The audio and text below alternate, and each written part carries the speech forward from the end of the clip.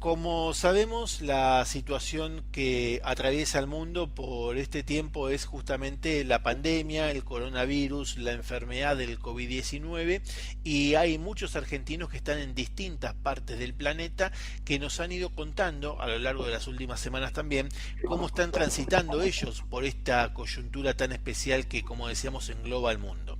Por supuesto que es importante saber qué es lo que pasa en Europa, donde ya de a poco hay desconfinamiento en distintos lugares del viejo continente. En España mismo, que ha sido uno de los lugares más afectados en el mundo, también se está dando diferentes posibilidades para que las actividades y la gente empiecen también a tener una nueva normalidad. Y por eso vamos a dialogar con un marplatense que está en este caso en Sevilla. Hablamos del consultor en comunicación Pedro Zavala Roldán, quien está del otro lado de la línea y que nos va a contar un poco cómo está esta situación. Pedro, muy buenas tardes, ¿cómo estás? Buenas tardes, Matías, ¿cómo estás? Bueno, gracias al equipo por la presentación y bueno, un gusto compartir la tarde. Igualmente, y le contamos a la audiencia que vos sos consultor en materia de comunicación, pero también estás estudiando en una maestría de Relaciones Internacionales en la Universidad de Cádiz, ¿verdad? Exactamente, aquí en Andalucía. ¿Cómo está la situación por allá? Bueno, la verdad que la situación está mejorando paulatinamente, lo peor ya pasó. Ajá. Eso está claro y se puede decir sin problema. Y de a poco está la situación volviendo a la normalidad, o mejor dicho, lo que sería la nueva normalidad, Ese es pero un muy de buen, a poco. ese es un buen punto porque mucha gente espera volver a lo que hacía antes, a lo que podríamos llamar era normal, y otra tanta gente ya sabe que eso quizás no lo va a poder hacer y se encuadra en la nueva normalidad. Ahí va a haber seguramente en algún punto un choque de intereses entre unos y otros que van a intentar imponer una relación o la otra, ¿no? Yo imagino esto, por ejemplo, en el sector gastronómico donde vos decís, bueno, la situación era normal con mucha gente en distintos establecimientos, en algunos casos superando lo que permiten los códigos de habilitación, por lo menos en Argentina, y se sabe que también en otros países esto sucede, y ahora eso no va a poder pasar más, y no solamente que no va a poder pasar, sino que va a ser con un aforo de casi la mitad de la cantidad de personas, ¿no? ¿Cómo te imaginas que se van a ir acomodando justamente estas nuevas situaciones?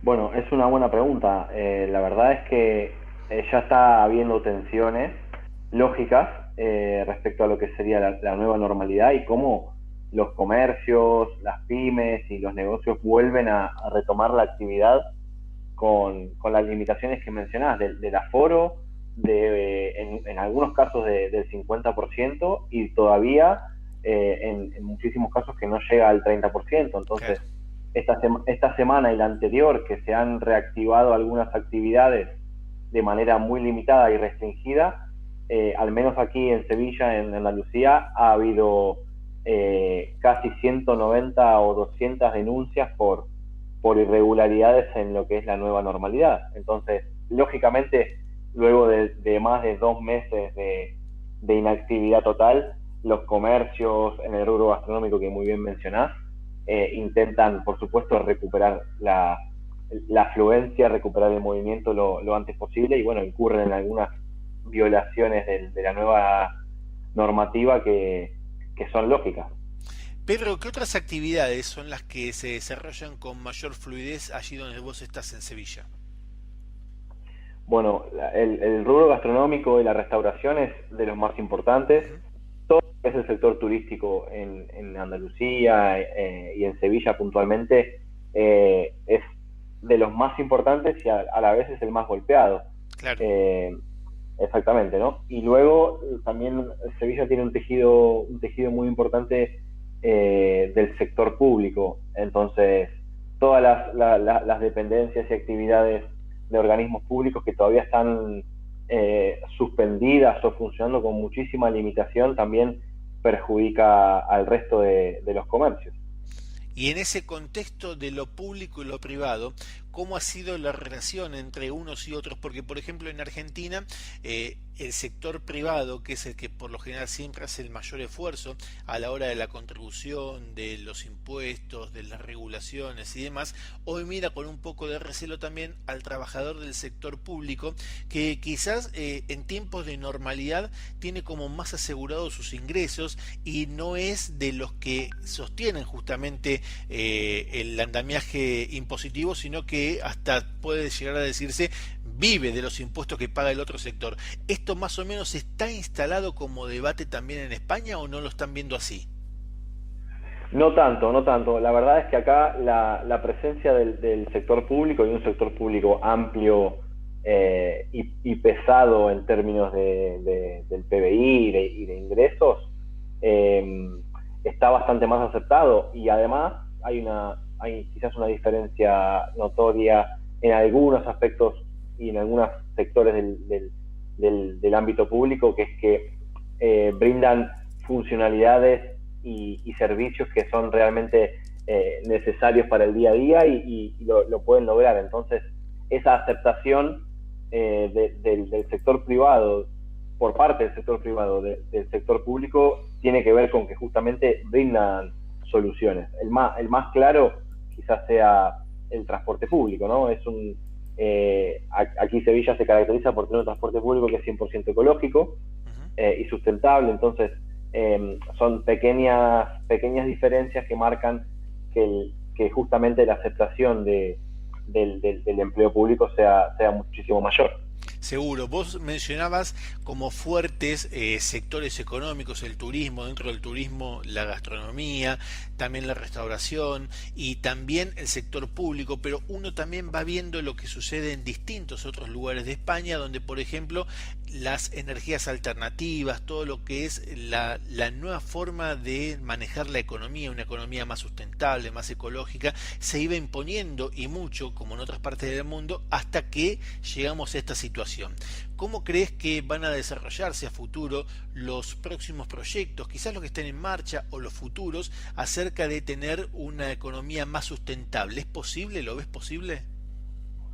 Yo creo que lo veo, además de posible, cada vez más necesario. Ujú. Y junto con este paradigma de la transformación digital que se venía viendo bueno, que ya está en boca de todo el mundo hace varios años, me parece que lo que logró esta situación es que la transformación digital sea cada vez más necesaria y casi urgente.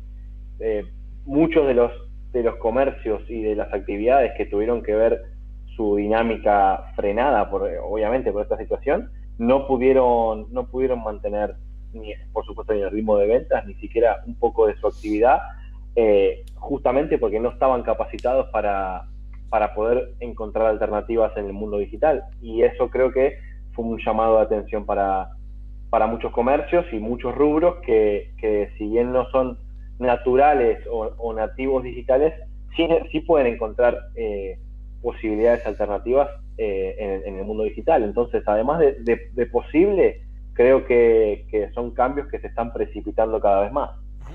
Te propongo que abramos ese mundo que estás describiendo ahora como el mundo digital, para que la gente que está del otro lado nos entienda, que nos escuche y sepa que también tiene una oportunidad ahí. Cuando hacemos referencia al mundo digital y esto aplicado al comercio, quizás a la pyme, a la industria, ¿a qué te referís, Pedro?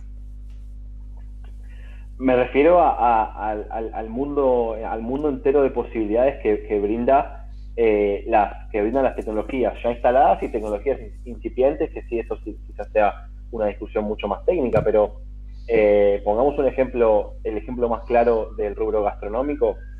Al no tener la posibilidad de poder abrir las puertas de un restaurante para que una familia vaya a almorzar un domingo al mediodía, eh, el, las aplicaciones de delivery o una tienda online de productos es simplemente un paso hacia la digitalización que permite que a la audiencia, que al público le sigas brindando eh, posibilidades, soluciones, y que además al empresario, a la marca, la siga teniendo presente. Ujú. Bien. Sobre todo en un contexto en el que con las personas confinadas, con el usuario confinado en su casa, necesita mantener el contacto con las marcas, aún sin poder tocarlas, ¿no? En el sentido amplio de la palabra. Tal cual. Vos sabés que en Argentina la mitad de la economía se dice habitualmente es informal o está en negro. Dentro de esa informalidad se sabe también que casi el 40% de las operaciones comerciales que se hacen con dinero en efectivo y en algún caso llegan hasta el 60%. ¿Cómo imaginás que puede llegar a darse el futuro con una sociedad como la nuestra que está tan acostumbrada a manejar el billete y que quizás no está todavía tan interiorizada con los medios electrónicos de pago? Y aquí va la pregunta: ¿cómo es en Europa, cómo es en España, donde uno imagina que quizás esta vinculación del consumidor con el pago en efectivo, del comercio con el cobro en efectivo, quizás está un poco más superada por otras herramientas? ¿Es eso así? Sí, tal cual. Con respecto a la primera pregunta, retomo un poco el punto que te había comentado anteriormente, que va a ser un cambio, además de posible, necesario, porque si tomamos en cuenta el contexto de la pandemia y de un virus que circula por distintos medios, el manejo del dinero en efectivo es uno de los posibles métodos de contagio del coronavirus o de cualquier otro germen.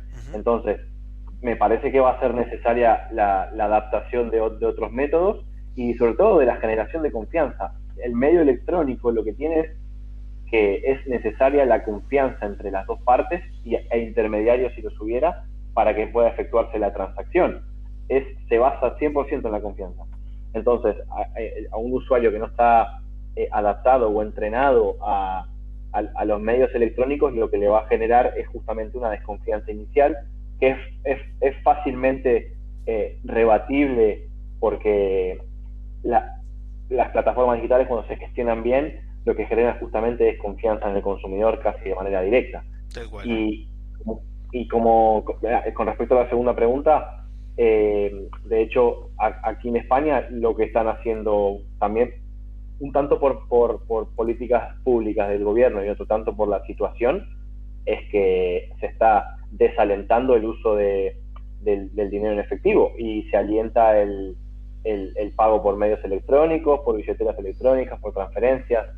Por supuesto que la contrapartida es, en una economía informal como la de Argentina, en un 50%, el medio electrónico opera un 100% dentro de la formalidad. Entonces, esa creo que, además de la desconfianza inicial que comentábamos, es una de las desventajas a priori de la instalación de esto, de tecnología, básicamente, del progreso tecnológico. Tal cual. Pedro, te agradecemos muchísimo por este contacto y por supuesto que vamos a seguir de cerca también cómo se da este desarrollo, esta evolución de esta nueva normalidad a la distancia, y las puertas, como siempre, de nuestro programa están abiertas para vos.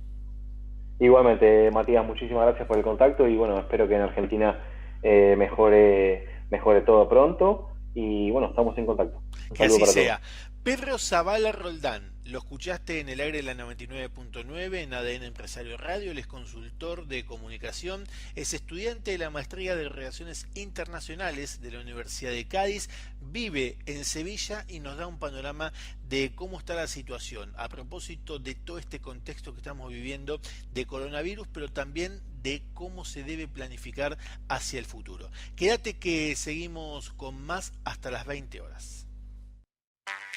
Contanos lo que pasa en tu empresa. Lanzamiento de productos, presentaciones de marcas, jornadas de capacitación empresarial, desarrollo de nuevos mercados.